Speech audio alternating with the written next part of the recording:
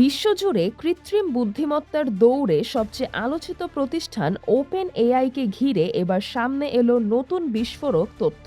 আদালতে দেওয়া সাক্ষ্যে open AI president Greg ব্রকম্যান দাবি করেছেন ইলন মাস্ক শুধু প্রতিষ্ঠানটিকে লাভজনক কোম্পানিতে রূপান্তর করতে চাননি, বরং পুরো নিয়ন্ত্রণ নিজের হাতে নিতে চেয়েছিলেন। তার লক্ষ্য ছিল ভবিষ্যতে মঙ্গল গ্রহে স্বয়ংসম্পূর্ণ শহর নির্মাণের বিশাল প্রকল্পে অর্থায়নের পথ তৈরি করা। যুক্তরাষ্ট্রের ক্যালিফোর্নিয়ায় চলমান মামলায় এই তথ্য প্রকাশের পর প্রযুক্তি বিশ্বে নতুন করে আলোচনা শুরু হয়েছে। ওপেন এআই এর বিরুদ্ধে করা মামলায় মাস্ক অভিযোগ করেছেন প্রতিষ্ঠানটির প্রতিষ্ঠাকালীন অলাভজনক আদর্শ থেকে সরে গিয়ে স্যাম অল্টম্যান ও গ্রেগ ব্রকম্যান এটিকে বাণিজ্যিক প্রতিষ্ঠানে পরিণত করেছেন। তবে আদালতে ব্রকম্যান পাল্টা দাবি করেন উন্নত এআই মডেল তৈরির জন্য বিপুল বিনিয়োগ প্রয়োজন ছিল বলেই কর্পোরেট কাঠামো বদলের আলোচনা শুরু হয়েছিল।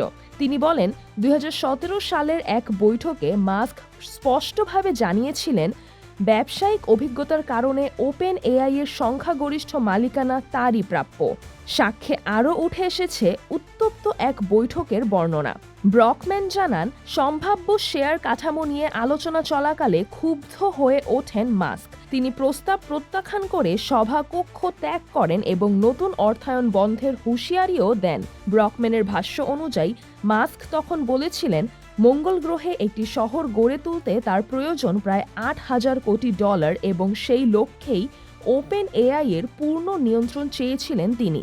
আদালতে এই বক্তব্য প্রকাশ পাওয়ার পর প্রযুক্তি অঙ্গনে নতুন করে বিতর্ক শুরু হয়েছে। বর্তমানে ওপেন এআই বিশ্বের সবচেয়ে প্রভাবশালী এআই কোম্পানিগুলোর একটি। চ্যাটজিপিটি চালুর পর প্রতিষ্ঠানটির মূল্য আকাশ ছোঁয়া হয়েছে। অন্যদিকে ইলন মাস্ক এখন নিজের এআই প্রতিষ্ঠান xAI নিয়েও বড় পরিকল্পনা এগিয়ে নিচ্ছেন। বিশ্লেষকদের মতে এই মামলার রায় শুধু ওপেন এআই এর ভবিষ্যৎ নয়, বরং বৈশ্বিক এআই শিল্পের ক্ষমতার ভারসাম্য বদলে দিতে পারে। প্রযুক্তি বিশ্ব এখন তাকিয়ে আছে আদালতের পরবর্তী সিদ্ধান্তের দিকে। সিজরাতুল আভা, দৈনিক আওয়ার বাংলাদেশ।